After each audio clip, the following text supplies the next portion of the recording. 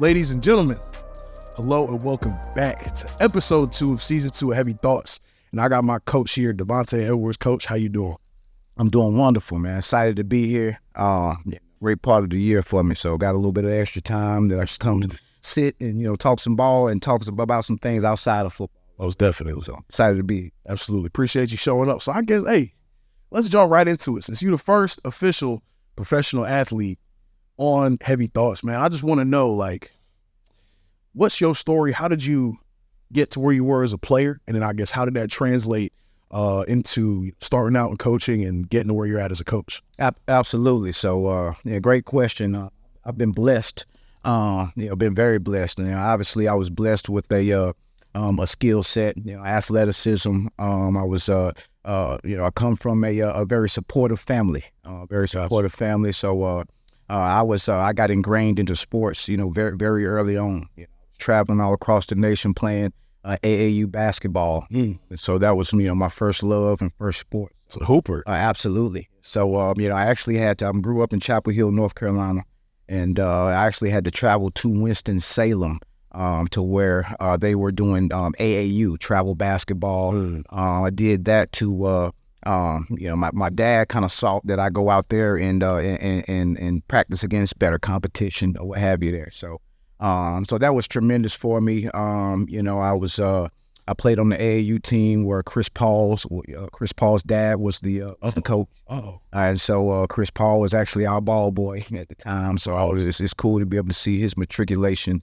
But nonetheless, that kind of jump started, my career, as an athlete. So school was also, very important in my household. My parents did a great job in terms of pushing that, on me, as a, only child type of deal. So, but no, streamlining from there, I get to high school. I was so focused on basketball. I was actually top 25 in the entire nation. As a ninth grader. Absolutely. So I didn't play football in ninth grade. Focused on basketball there. So it was, interesting enough, my high school coach, he kept calling me up, scared to come out, just 6 foot, have you there. And so the competitor in me, took the challenge. Yeah, took the challenge, and then kind of took off there. Wide receiver, both sides of the ball. End up going to on scholarship to North Carolina State University as a 2-sport athlete, and so I was inspired by the Julius Peppers, by the Ronald Currys, who had just did that at UNC, and so. That was tremendous for me. Now, that 2-sport deal lasted, a couple of years. It was kind of grueling to, we just got done with mat drills. Think about, all right, right after mat drills, you got to go to basketball practice now. All right. And so, it kind of, it took away a lot of my social life, but I was driven. I was, focused on maximizing my time there, all business. And so everything from me, though, from that point, was kind of a backdoor entry. I gave myself every shot to play, obviously at the next level, play wide receiver, played, defensive back, even played point guard on the basketball team there. And then, I went undrafted. Wasn't invited to the combine, but I went undrafted. So I came into the league, through the back door. Very happy to be, Minnesota took a chance on me.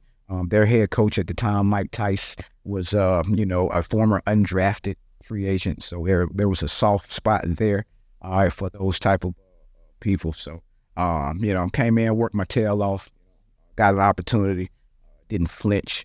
And then, and that kind of just, mimics, kind of how my life has been. Was fortunate enough to play in the National Football League, play in the CFL. And also, I spent my last year in the UFL. Had a couple of Heisman Trophy winners on that team, a Troy Smith, Eric Crouch. So it was, I had a great time. Is Troy Smith, he the dude, Ohio State quarterback? I met him when I was in 7th grade. at a USA football like summer camp. It was at Walsh University. We was out there. It was like camp before camp. And it's crazy that you mentioned that because someone from the past generation of football was there, but you would have never guessed who's lining up right in front of me at every drill possible. That's crazy. Nolan Smith. There you go. Nolan Smith. He had 6 sacks as like an 8th grader in that damn game. It was crazy. It was insane. Yeah. It was insane. That's a cool little 5 points of connection there. Absolutely. It's a small world, man. 100%. 100%. And it will always be. And the more connected we get, the more media that we put out and everything of the sort, it's only going to get smaller. So that's cool. Absolutely. That's awesome. And I guess, all these different sort of paths and the way that you had to sneak into the league through the back door led to a pretty sweet culminating moment. Absolutely. Monday Night Football, Green Bay Packers. Brett Favre stared the pimples through that motherfucker.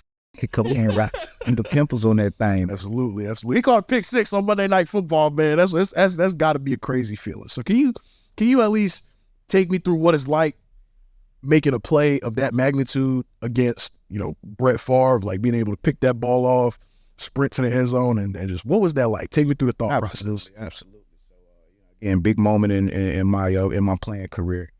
But I'll say kind of leading up to that deal, I could say the week before that game, there was, a bunch of articles coming out, and, the team knew I would be thrust into a role to where I was going to be playing. I figured that I would be targeted, undrafted rookie free agent on the big stage, Monday Night Football versus a, future Hall of Famer or what have you there. So, I was ready for the moment. I knew the ball was going to come to me, just via that.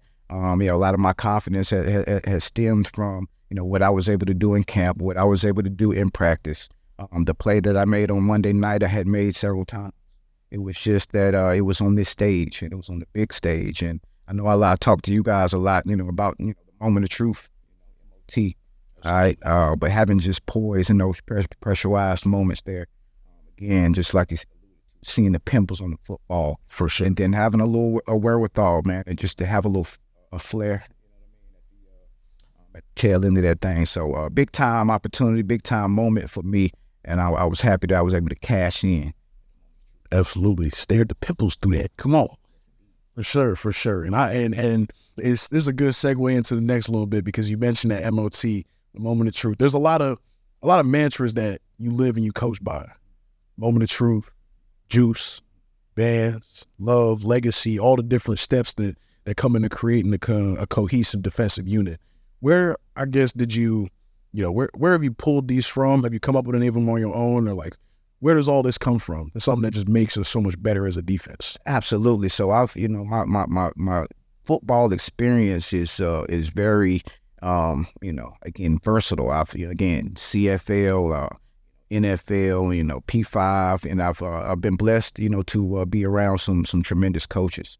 And then one that, sticks out to me, obviously, the most is Mike Tomlin. So the way that I approach the game from a coaching standpoint, I think it stems, from my time spent with Mike Tomlin. He was our defensive coordinator my second year with the Minnesota Vikings. And so just the way that he was able to address us, the way that he treated the men in the room, didn't matter, where you came from, first round, undrafted. We're in the same room at this time right here, and so, getting your 1% each day, seeing the way that he motivated men really inspired me. He motivated me. I was ready to run through a brick wall for Mike Tomlin. So a lot of my approach to the game via coach stems from, again, my playing experience, playing through you guys, all right, and then obviously being touched by a great man like. For sure. Coach Tomlin got a lot of influence. That's 2 episodes in a row. Coach Milo was on here. Coach Austin was on here. I'm telling you, he was big. He got it takes what it takes from the seed of Mike Tomlin. You know what I mean? So that's really cool to hear. Coach Tomlin, National football will do. Yeah, that's right. For sure. Really, that's crazy. Coach Tomlin, I know you don't know me, but I appreciate you putting me in a position to be successful through the men that you brought up, along the way, 100%. IT, appreciate you, bro. So, I guess moving into more of where I've kind of even seen those lessons in our relationship. Mm-hmm. I was a walk-on sophomore center when you got put up to the DC job, and to see you fight to bring me back to the defensive side of the ball, man, what that did for me, like real shit, it saved my football career, because in the position I was playing with the opportunity to grow being very limited, even to this day, it's 4 of the same people who we had on the ones when I was a sophomore that are still there when I'm a 5th year. So the fact that you fought for me to bring me back to the defensive side of the ball, shit, off a pure skill set back then, I don't know if I would have done it as a coach, but I will say as a player, like, I genuinely do appreciate that, because, and I'll tell y'all, my sophomore football season was one of the most mentally taxing, but that ended up serving a purpose, of course. But it was a tough time, just to be completely transparent. What made it so taxing? I think it was knowing that I was in a position I wanted to play, and the last day of install, getting switched over, having to learn it on my own, having to go back after practice was over, after the walkthrough was over. We getting out 9:30, 10 o'clock at night, still having to come back here, study the whole playbook. I learned it. But that was also a lesson in itself, being able to know something inside and out that you may not feel that you're able to perform to that high of a level. I gave it everything I had every day. And I can tell you, no matter how I felt about it, there's an understanding when I stepped in that building, like, you got a job to do. And when you the third string center, you're not the third guy in if 2 centers get hurt. There was one point I was a second string center, but I was the 10th offensive lineman in the football game. And I don't know if it just comes from a personal flaw within me, which could be very, very possible, where if I'm not able to see an outcome that is positive in a sense for me, it's very hard to really lock in on something like that. So being able to kind of learn that and learn those lessons from it, getting brought back to D-line, well, look, I'm on borrowed time. So now I feel like I almost try to radiate, like, hey, we gotta go get after it. It doesn't matter how you feel, because shit, it could be so much worse. Even out of mat drills this morning, like, everybody has the moment in their head where, like, damn, dude, how am I going to get through this? And I thought back to a lot of the same things that I thought back to when I was in the position that I didn't want to be in. I thought back to, like, hey, look, at the end of the day, this is football. There's people with real life issues. Both your parents had to struggle, fight, and beat cancer. Like, are you not going to give 110% on every single rep, whether you're tired or not? It seems easy just talking about it, but in the moment, I feel like it's a pretty decent leap. And, I guess where this all kind of ties in together is my appreciation for being brought back to this side of the ball and given a shot to not only, affect our team in practice, but in games.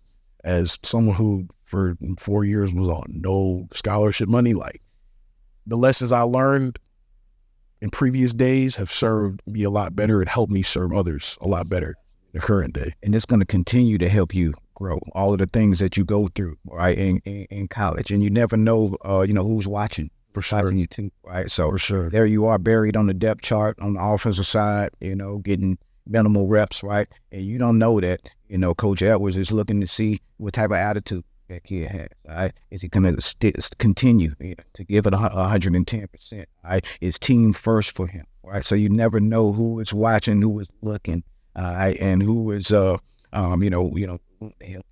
definitely. Absolutely. So, now I commend you, all right, for everything that you've done, for the program, man, for our program. All right, you're talking about being impactful, both on and off the field. All right, we talk a lot on the defensive side about leaving a legacy. All right, and so, what a way to be able to start that. For sure. What you've been able to do with, some of the situations you've been through with your family, your mother, so on and so forth. Right, I commend that. I applaud that, and I know that you're ready to go out there and swing and attack out there. Absolutely. Absolutely. And that real world almost came. That real world almost happened this year. Absolutely. But I tell you, this man right here is an instrumental part in why we got one more go around in this. Absolutely, man. We pushing all the chips in front, baby. 100%. Yeah. So, I guess looking forward, to the season that's upcoming, and the slate of tough opponents, some dogs that we gonna go out there and line up against. What's the message that you're trying to get through to all of us to prepare us for these moments? And it's gonna be August 31st. We gonna be running out this damn tunnel at Duke. It's sold out. What's the message that you're trying to get across to all of us to be prepared and to be ready for that moment? Absolutely. So, the message is already started. Again, when I spoke to, the defense, I let everybody know this is the year. All the chips are pushed to the forefront. We've made some moves and some key additions in the offseason that speaks to the level of urgency that needs to be had this year, right? Sure. Year 3 with me in a coordinator role here, so I expect my unit to take that necessary step forward. We faced Duke in week 1, and then Manny Diaz, the head coach there, got a relationship with Manny. Manny was actually a GA at North Carolina. He ignored my DM in high school. I remember him. So I got a connection, with Manny, 100% as well, and so I'm very excited about what we have in front of us this season. For sure, it'll be a great opportunity to go out there and lay all the chips on the table and see how it happens when the dust settles. Absolutely, but it all stems from the work that's put in right now in the off season when nobody's looking. For sure, to talk about it a lot, man. Daily deposits, baby. We're gonna cash out in the fall. We're putting that work in every single day. Now that we've kind of covered this whole football aspect, I'm trying to learn more about Coach E off the field. What drives you, to get up and be the best man that you can be every single day? My family. I'm fortunate enough. I've got two children. Got a fiance, L'Oreal Harvey, and then my daughter, firstborn. She's 9 years old. She resides in Toronto, Canada. Yeah. Her name is Zaya Kyrie Edwards. And then my son, he's 2 years old. He's a junior, right? So he's Dovonte Jr. And he lives with me in Durham, North Carolina. So those my kids, my family, they inspire me.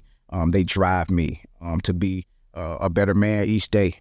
And so not only am I preaching to you guys about making sure you attack and get your 1% every day, Coach E has to make sure he stands in front of that and is being the example of getting his 1% every day. You're going to get better or you're going to get worse, today. You choose. Absolutely. So that's what drives me. I've always been ultra competitive. It's been a fault at times, but obviously it's gotten me to places in life that I wouldn't have gotten if I wasn't ultra competitive. So that drives me every day to be the best father I can be, to be the best fiance I can be, to be the best mentor, ball coach, son that I can be. I'm driven to do that each day. 100%. And, we feel it. We felt it today. And then Matt drills, that shit got tough. That shit got tough.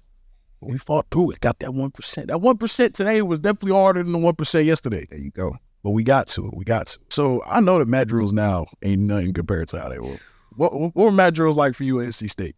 Oh, my God. Hopefully y'all ready for this. All right, so I shared some of this with the back end, today as we concluded. But Matt drills, I'll tell you, Chuck Amato, he stems from, that Bobby Bowden tree, Florida State. That's where the Matt drills started there. And so, Matt drills for us was super intense, So for us, man, I know the night before Matt drills, first off, we did it two days a week. All right, so 8 times in a month. All right, as opposed to we're going to do it twice. But you talk about the level of intensity in there. It was times 10. Definitely, there are going to be trash cans around there because you are going to err. Somebody is going to give it up today. For sure. All right, but it developed a level of grit, a level of toughness, a level of trust in one another. For instance, I can remember being just scared to death that I was going to oversleep, or just what they were going to do to us on that following day. My roommate and I, we can barely sleep. We had to be up and sitting down on the mat, Indian style, at 5:45. When Coach Amato walked in. All right. And so you're talking about the level of urgency and intensity in those mat drills. They would bring you back, not just for a demerit, but because the guy in your group didn't go to class yesterday. All right. And so that forced you, all right, to make sure you touch him like, hey, I'm going to call you. I'm going to make sure you went to class today because I'm not running for you. I'm not doing that for you. So it developed some trust amongst one another. And then I don't think I've been through anything as tough as mat drill. I know how to push through, tough situations, not just physically, but more so than anything, it's a mental strain right there that you got to overcome. Once you understand that the mind is stronger than the body, sure, the body's going to follow. 100%. Right? No questions. 100%. It's tapping into that piece. That's kind of a lesson I learned, honestly, this offseason, that my mind is way stronger than my body. Like, a lot of times, improvement in your sport is dependent upon your willingness to go and do something you've never done before, and your willingness to even compete with an inanimate object. Like, I'm in competition with that bar. I literally said, I said this on the last one. I get under that motherfucking bar. It's time to stand on business. 100%. And what I'm realizing, the older I get as an athlete and the deeper into this whole thing that I get, the mat drills will not do us. They're not doing nothing for you physically. Is honestly a detriment. But the attention to detail under duress and under stress aspect is something that I understand a lot more now. Because when it's 3rd and 1 and there's 100,000 people, or for our case, there's 45,000 people. Once a year, there's 45,000. The other year, there's 15. And on other 11 games, there's 15,000 people screaming in your ear. Man, it's not going to be me to mess this shit up. It's like, you know what I mean? I'm going to make sure I'm locked in. And now that I'm used to being under this kind of level of mental pressure, now I can start reaching out to my brother, making sure he locked in too. He know what he's doing now. He's good. Absolutely. Be contagious. For sure. Time into the moment. And that the qualities like that, being able to look out for each other is what makes a scary defense. Absolutely. Because you bring that up with some relentless pursuit, man. And I know we're going to pursue that ball. Start racing. Oh, yeah, we're going to definitely pursue that ball. We're going to pursue that rock. Yes, indeed. Because that's also one thing that, like, I really feel like we can hang our hat on. We chasing that shit down. and one thing that everybody talks about, at least once you get to higher levels of football and when guys start to go pro, they're like, the pursuit in the NFL is different. Why? Why does it have to be? It has to be. But I could definitely understand. Look, it's bread on the line. Look, when me making that tackle, it's bread on the line. Come on. But bottom line, we get after the ball carrier. We it's not gonna be no easy cutback lane. No doubt. It needs to feel like it's 12 and a half, 13 guys. 100%. And that brings energy, and that makes it, it's just contagious. Oh, it's just contagious. It's a perfect word for it. To that point, man, a lot of our energy, is contagious. You look at some of the things that obviously I'm certainly glad that, Coach Trish allows us to, have a little fun with it on D. We throw the ball up in the air. Everything is about the ball. It's the issue, right? But that energy is contagious too. For sure. You see the offense now being able to throw the ball up, right, or join us on the sideline. when we got a different color jersey, right, and toss that ball up in the air, So, and obviously that speaks to our coach. For sure. I'm waiting for the day we pick off a fake punt, and it's an offensive player that picks it off, and they get thrown at that. That's gonna be lit. That's gonna be lit. For sure. Did you have a welcome to the NFL moment? I did. Yeah. Well, I did. So I was I'll tell you, I felt like it was my rookie year. I think we were in like OTAs, right? Organized team activities or what have you. I'm an undrafted rookie free agent now, and I thought I was, making plays and I was getting things done or what have you. We're in a meeting, pre-practice or what have you, and all I did was yawn. I yawned. That's all. And why did I yawn? Oh, coach got me. Yeah. Oh. Yeah, coach got me though. It was Edwards. It was Edwards. What, you didn't get no rest last night? You didn't get no sleep last night? You better have a day today. So as an undrafted rookie free agent, right, that got my attention right there. Like, if I don't make a play today, if I don't touch the football today, all right, I could be gone tomorrow. All right, that was a wake up moment for me right there. All right, so every day you got to flush it down the toilet. I try to give you guys that mindset now. I wish I had gotten it a little earlier, right? So don't rest on any of the successes and the things that you had today. All right, digest it properly. All right, flush it down the toilet. But what have you done for me lately? You got to go do it again the next day, and the next day, and the next day, and the next day. That's the National Football League. I'm trying to bring that same type of mindset, to us. I'll tell you another thing is I got fined. I was 5 minutes late to the special teams meeting.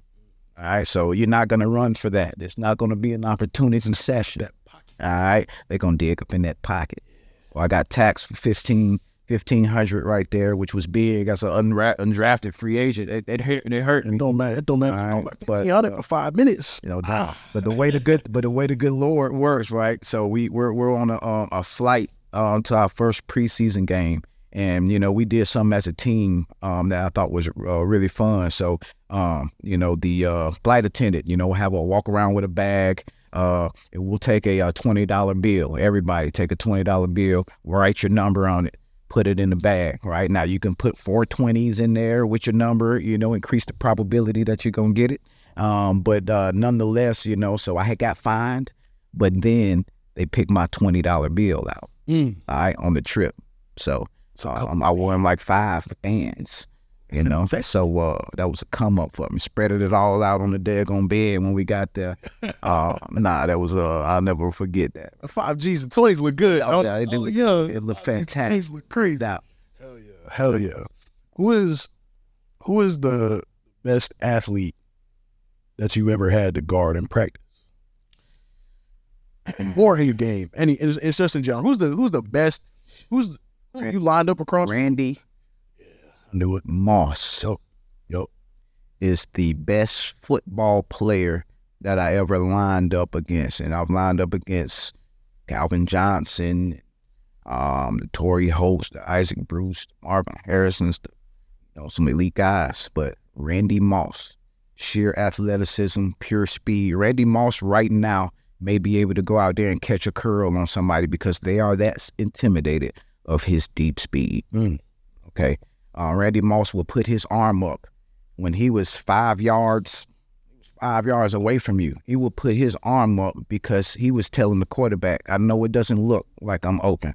Throw it. I'm about to run past this guy. And so I had the opportunity to cover Randy. I was draped on him. He caught it. Did you get mossed by Randy Black? I got mossed by Randy Moss. I'll show you the picture. If there's anybody who you gonna get mossed by, that's probably the one person who I'd be like, man, I can't even say nothing. Down, his MOT was a little bigger than mine. For sure. The lights don't get that bright often. No doubt. For sure. What's the biggest difference that you can tell between college and pro ball? Where do these lines get drawn? Like, how big truly is that jump? Yeah. I'll back up. Athletically, I thought the biggest jump for me was high school to college. when I got to high school, when I got to college, like I didn't lift a ton of weights in high school. Our strength program wasn't that developed at that time. So, I just got there. I was winning on sheer athleticism, all of that, right? I was outrunning guys. And so now at that college level, that reverse as a wide receiver that I got, that I was looking past the first and second levels, I knew they weren't going to get me. Now that linebacker, he's fast too. He clicked them heels, and so that was my introduction to college and the speed there. From an NFL standpoint, these are grown men, that are feeding their families, by way of this game. And so, that business aspect, kind of, was a eye-opening experience for me. Being able to see guys every day, get cut or what have you. You develop a friendship, a bond, all right, and the next day, they're gone. Out of there. No question about it. So I would say, things like that, would be the biggest jump. For me, even as an undrafted, for fit me in, somebody had to get cut, right? A 10-year vet that had been there 7 daggone years, right? Now his son, he can't go to school no more, right? You know what I mean? He's got to relocate, right? All of that type of stuff. So, and then you're in a room with with millionaires, So with that sometimes comes a little bit of ego, comes a little bit of some different things that you have to work through. I remember Fred Smoot farted on the coach, right? Got benched, right? It was a first year DB coach, right? He brought a big fat white pillow to the meeting. Farted on his shoulder, went to sleep in the meeting. You can't cut me. Those are some different instances, you know what I mean? That's not happening in college, all right? But I'll tell you, this NIL stuff. It's making millions. It's making millions. It's about to get. It's NIL's at a very interesting point, because it kind of started with very little warning. People maybe had 3-4 months to figure this kind of thing out before they're like, all right, go. Like it's definitely made college sports a much more intricate ecosystem, and has made a lot of people's wallets driving factor behind a lot of their decisions. Absolutely. Which when there's an opportunity for it to come at the expense of a player, somebody is going to try to exploit it. Which, what are you gonna do? And when you start putting in that portal and people writing checks in the portal, oh yeah, oh my gosh. All I'm saying is, I wish I got to college sports 5 years later. No, wish I got to college sports 5 years later. No doubt. Or for me, I wish I was playing, nowadays, man. But I'll tell you, some of this stuff probably stemmed off like, us writing papers or what have you about, how much revenue we're bringing to universities and so on and so forth. I played with a guy, T.A. McClendon. They were selling his jerseys in the bookstore, $70 a pop. I'm seeing him fly off the rack, right? He couldn't eat that night. He had to wait for the calf to open up in the morning, right? Starving, what have you, right? So he had nothing, but here it is, his jersey flying right off the daggone racks. So that opened my eyes up a lot in terms of like, hey, so it's stuff out here for sure. I think in an ideal world, in an ideal NIL landscape, these players are able to make money off of, what they're putting out and what they're putting into, whether it's media or the sport itself or in general. Man, it's a nice day to be a 5-star recruit. It's a real nice day to be a 5-star recruit. And it's a real nice day to be not a non-Power 5 All-American if you're looking for that opportunity to go to those levels. Now, makes their recruiting game that much harder though. How have you seen NIL affect recruiting, or have you seen it at the FCS level? And what kind of space is it like now? It's changed the whole landscape of college sports, and particularly football and basketball. But the way that the FCS has been impacted, and you guys have been around here to see, is that, you know, we're a developmental program. We do a good job of developing our guys and developing our athletes. I'll speak to the back end, you know, Caleb Curtin, homegrown, developed, you know, became an All-American and now has opportunities, all right? But again, you know, those P5s, they got a dollar figure right out there for you, or what have you. You know, obviously, you know, at a Elon or at most FCS, you know, you don't have you can't compete financially, all right, with those things too. You know, so a lot of it is, you know, we develop the athlete. P5 comes, plucks them, and plug and play, you know, type of thing. So I would say at the P5 level, it's less development, right? They're plucking FCS guys that, you know, have played, have developed, and they're plug and play type of deal. And that's how it happens in the National Football League. The coach is not going to tell you, hey, I'm about to teach you how to play man coverage. You should have learned that in college. If you can't do it. Most definitely. And I feel like being a developmental kind of program is much more difficult in a day and age like today. But I'll say, as a guy that's been developed a couple of times, no doubt. Yeah. You know, it's something that, shoot, me and Spence appreciate the fact that there's still somebody willing to take the time to develop us as football players. And, you know, maybe we didn't scratch the top of the charts out of high school. We wasn't the best 18-year-old in the country, but there's still a ton of room for us to be effective and affect games. It almost makes me wonder if college football, from the P4 level to everything else, is going to take on more of a minor leagues and major league kind of feel, like how baseball has its different levels of like minor leagues and major leagues. So I'm wondering if, you know, the financial aspect is going to drive it. I hope it doesn't. I really hope it doesn't. But if you got eyes, you can see it moving that way. Absolutely. You can see it moving that way. There's definitely something that has to happen. They got to streamline it a little bit, you know, For sure. Becoming a little wild west, and some grade lines in there that people are able to cross and not get penalized with. So it's certainly got to be, you know, a level of order there at least. For sure. Who's the most influential coach that you've had? Mike Tomlin. It's Coach Tomlin. Man, it's to that extent. It is to that extent, man. I mean, just a master motivator. You know, he had, you know, just different punch lines and punch words that just resonated with you.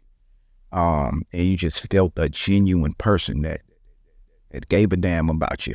Yeah, it wasn't just about what you could do for him. You know, he gave a damn about you, you know, as a person. He learned some things about you, you know what I mean, that will help him, you know, kind of drive home the message or what have you. But I would say Mike Tomlin, by far, is the most influential coach. Absolutely.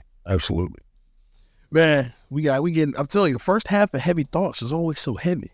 We're going to move into a little bit of lighter questions, and I think this is a great time to segue into not Jabril's out-of-pocket question, because Jabril, you know, I got a couple texts in here.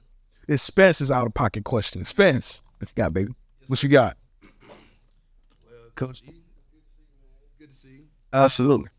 I know you grew up around here, North Carolina area, and recently I've been getting into a lot of 3-6 Mafia, you know, things around that town. I got to know, when that started popping off in the clubs and the different things, I know y'all didn't have them phones. What was it like, man? What was that back in the day like? Oh, man. Hey, no doubt. You know, nah, man, it's a blessing that all of that stuff wasn't around then, man. Because if that stuff would have been, if you guys could go back and capture some of the things that we were doing, I mean, Lord have mercy, man. Y'all would have us one, man. But you know, I was a big fan of them. Still am. And that was really high school for me. Chapel Hill High, man. I had the 15s in the back. I had a rodeo, man. Rattling everybody windows or what have you, man. I got one sub in here. I'll show you after me. Man, that was my deal right there, man. That was ideal. I got to know as a person who I don't think the league is for me. I don't think it's my calling. Oh, bullshit. Me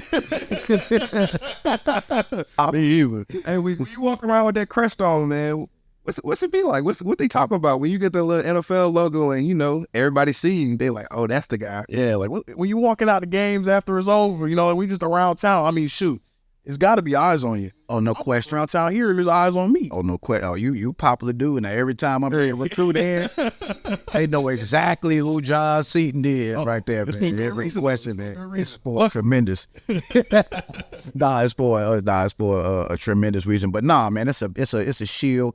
It's a level of respect, you know, that comes with that. You know, again, it's one of the leagues, you know, not for long. Very tough to get there. What they say, 1% of high school athletes or whatever are able to get there. So it's a select group, what have you there. So very proud of that. You know, again, I get a level of respect when I walk into any room. You know, when I walked into the room here at Elon, you know, for the first time, with that came a level of respect. Now, I'm sure you guys knew some of the places that I have been, or what have you, through the game. You know, and so no, it's a blessing. It's an honor. You know what I mean, to wear that badge. You know.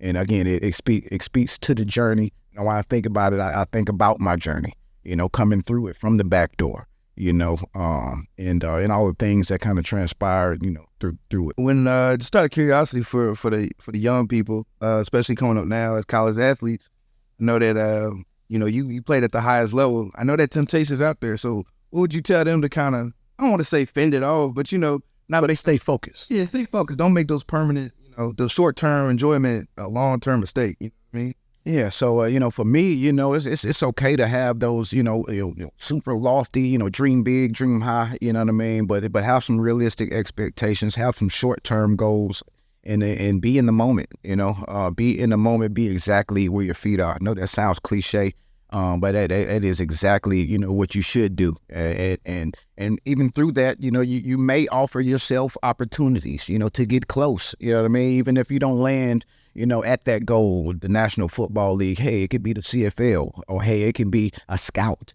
you know, through there, or what have you. You know, so be a content creator about football. Content creator. Well, so again, I'll say that I haven't gotten off the wave, you know, of football. Football's taken me to, you know, another country, all across the, you know, the United States. You know, sports has given me that. You know, so my message would be this. You know, those. You know, it's okay to have the lofty ones, but have those. You know, those short term goals. All right, and be exactly where your feet are. All right.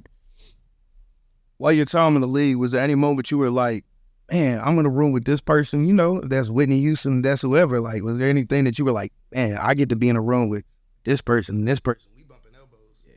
I had several of those moments. Obviously, you know, with the Minnesota Vikings, you know, Dante Culpepper was that for me.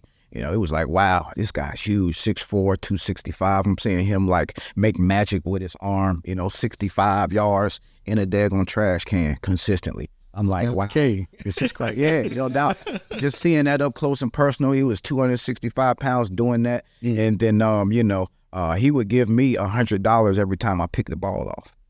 And so that challenged him, you know what I mean, to be better. And obviously gave me a sense of, man, I'm sticking my foot in the ground. I'm trying to get paid too. Another one, my idol growing up was Peter Ward.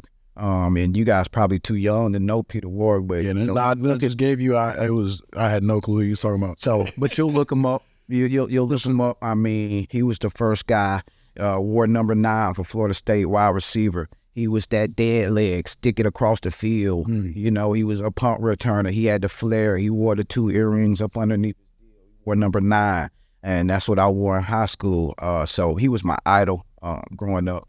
And here he is, I get to the National Football League, and he's back deep to receive the punt, and I'm the gunner. And it's my idol back there, right?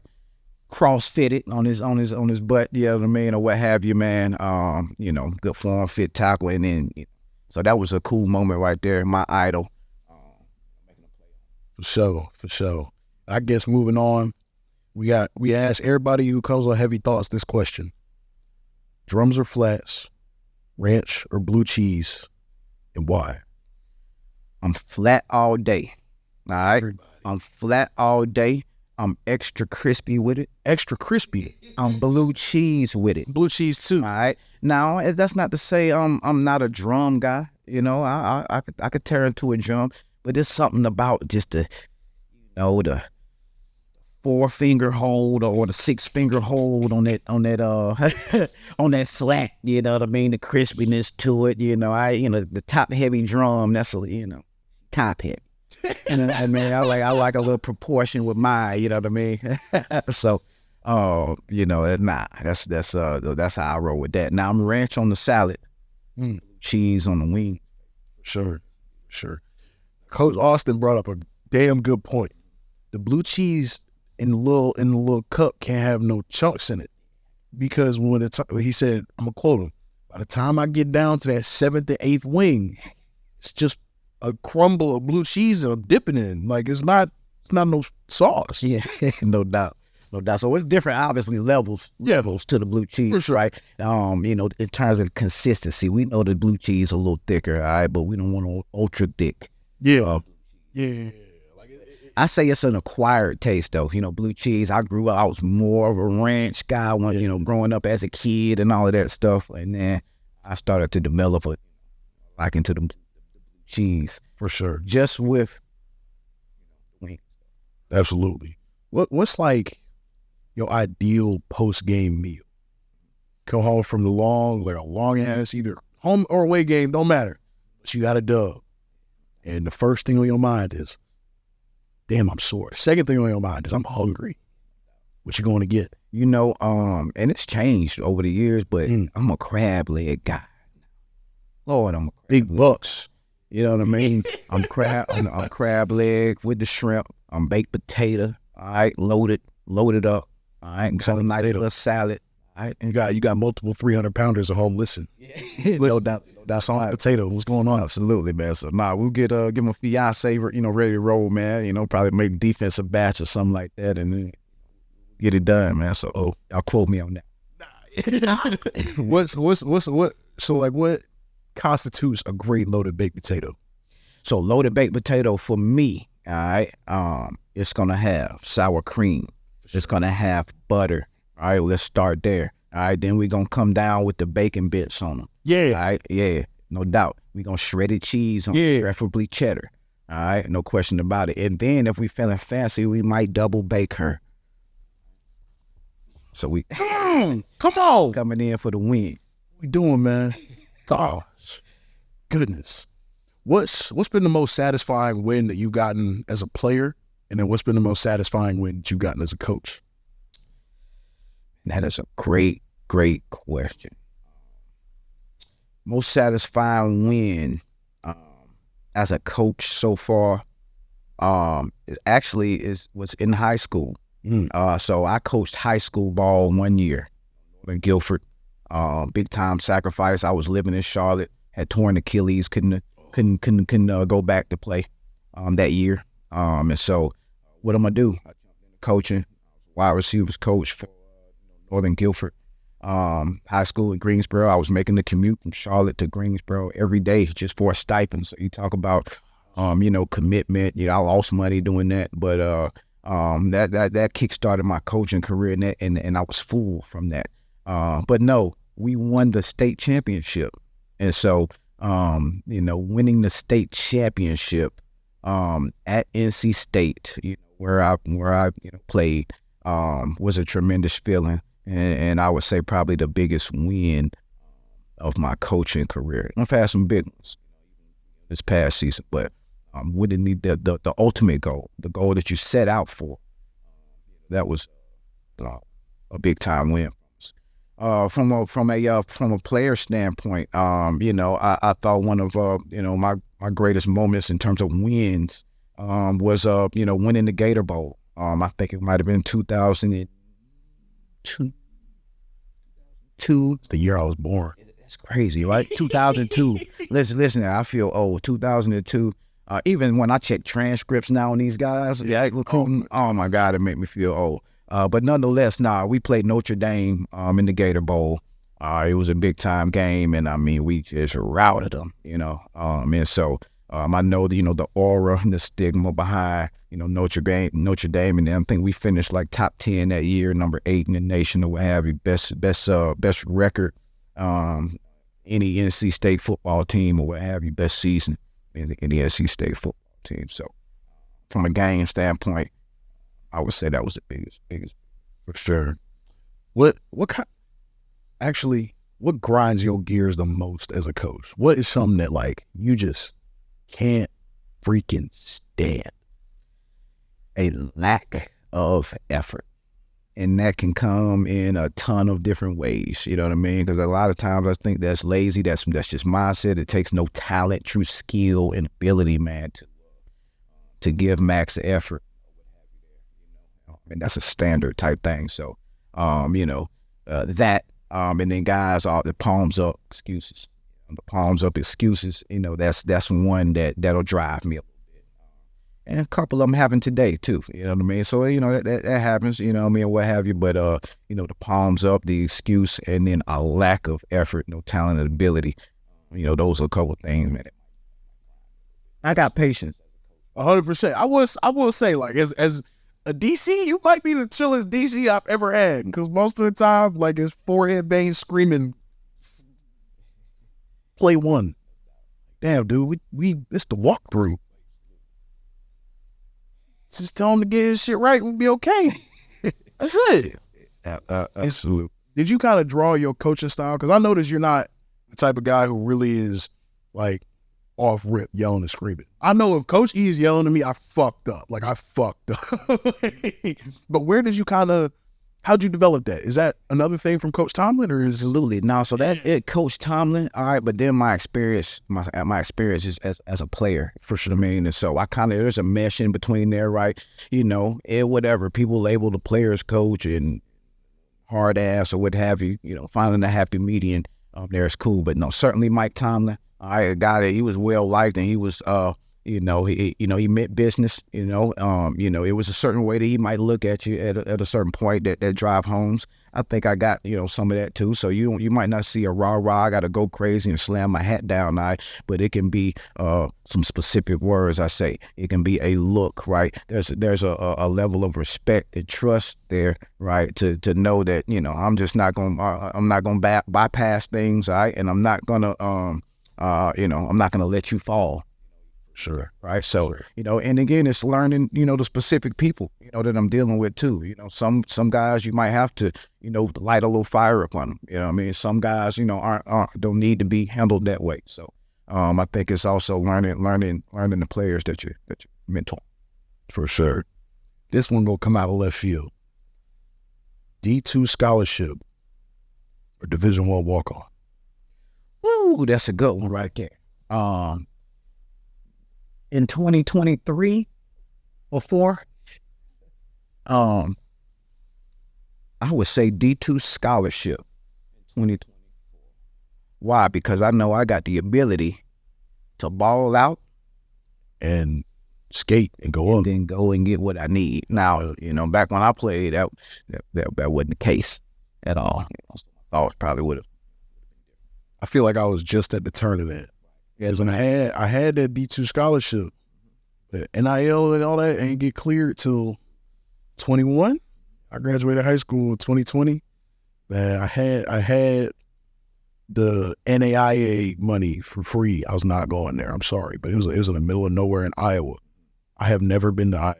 I would love to go, but maybe not to the middle of nowhere on day one. Right. So we'll just say as a high school football player, my options were limited. And it was weird because, I didn't have the crazy amount of, D2 offers and D3, roster spots, I guess, that a lot of these guys are, they have coming in on those, borderline FCS level guys. I had, 6 FCS PWOs. And it was such an odd spot because I was like, I could go take the 1 or 2, I don't even remember if they were full or partial. I think they were partial scholarship. I can go get that partial scholarship at this D2, or I can go walk on at this FCS school. And now I'm happy I chose up here. I chose the right path for sure. But that's such a weird predicament that a lot of guys put into. I guess my take on it is be honest with yourself with your family's financial situation. If you are going to cripple your parents' finances, I don't care what they say because they want the best for you. But if you are going to cripple your parents' finances by going to a school that costs X amount of thousands of dollars a year to go to, take that damn scholarship money. Absolutely. I'm not never ducking. If you know that, you know, in your situation that tuition is something that's already kind of been planned for and that is available to you, chase your dreams, bro. Life's too short to not try to go and get that opportunity if it's right in front of you. But I think a lot of it comes down to, you know, what each individual situation could kind of look like. Absolutely. And I think we do a good job of that, you know, here as coaches. For sure. You know, so when we start to talk about, you know, PWOs and guys that are going to be walking on to the program, like we really dig in, you know, with the parents, you know, make sure, right, that this is, you know, something that, you know, they're able to afford, that they're able to take on, you know, for 4 to 5 years. For sure. So, you know, and so just so that we don't put a family in a tough situation. You know, it was tough for me, you know, and Coach Austin and myself, you know, we coached at, along with Coach Battle, you know, we coached at Morehead State, and, you know, Morehead State is a non-scholarship, you know, program, you know, so, you know, a lot of kids, you know, a lot of times, you know, we're walking into schools and, you know, we're you know, essentially what you're selling debt, you know, selling debt. So it's a tough conversation to have, but, you know, and you want to be authentic, you know, through that, you know what I mean, too. So that's kind of the, you know, kind of the gray area there. For sure. That's the $1 million question in college sports. 51 minutes into this episode of Heavy Thoughts, man. Coach, I got a question for you that I'm gonna ask every single coach that sits in that seat this upcoming football season. What is a strength of mine that you see in an area that I fit into the defense? And also, what is an area that you would like to see me improve upon? Absolutely, right. So, strength on the interior, you know, about defense. You know, from a body type standpoint, you know, you're nice, compact, just under 300 pounds. All right, good play strength. I thought that last year we were slightly leaky in the run game. I thought it had to do with the body types that we had in there, some of the girth that we lacked there, right? So I think from that standpoint, right, you bring size, right, play strength, right, the ability that you've played on the other side of the ball as well. So did I as a wide receiver. So as a DB, I knew kind of some things to look for in that wide receiver the same way that you know from that center. It was Delaware. The third play after I played, I run out the field. Yo, no question. Here's what everything means. Absolutely, no question. You know what I mean? And then, John, you know, I take a look at it, man. You know, even this past year, right? You know, you look at it, you know, not even halfway through the game, you win the game versus Wake Forest. You know, P5 deal, right? We're scoring touchdowns. So, you know, so this year. I know. So that's what I'm saying. I don't miss much. I'm aware, you know what I mean? And so, and I just think that you just bring a level of cohesion, you know, to the team, but certainly to the defense, right? I saw leadership skills in you today. All right, and I'll tell you where. All right, in the hoops drill. All right, in the hoops drill, I'm watching the guys watching you too.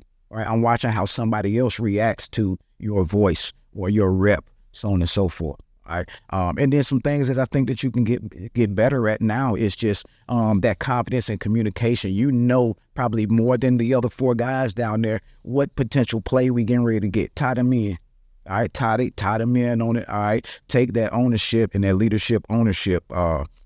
Take that with you. All right, and then don't think about yourself at all in terms of like, okay, label to walk on or label where I came from, what have you, because you're certainly not that now, right? Absolutely, man. You need to be, gearing up to play starters, rotational type minutes, and winning football for us. So for you, in terms of the way you get better,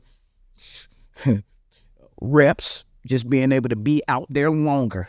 Right? Oh, yeah. Experience. For sure. You know what I mean? No doubt. So I think that you'll be able to build off of the reps that you got last year, right? Some of the plays that you have been able to make last year, right? And through that, it drives home confidence, man. All right. So you should enter this season as a much more confident player, all right, than you were a season. Most definitely. And I appreciate that. We all about that open communication here on Heavy Thoughts. Yes, we're not indeed. ducking the work. We're not ducking the criticism, because at the end of the day, it's here to make you better. Coach, We running at 54 minutes, and I don't want to keep you from getting no lunch. I appreciate you stopping by. There's much love from this side always, and I'll always be indebted and appreciative of the multiple things you've done for me, even bringing me back to playing defense and fighting like hell to get that Scully too. So I appreciate that 100%. And we got it done, man. And but we're not stopping. Oh, absolutely not. Much more. Whole bunch more juice and attention to detail, focus, and all of that. I'm ready to go, man. This has been exciting. I love you. I appreciate you. Thank you for stopping by. Y'all too, man. All right. Have fun.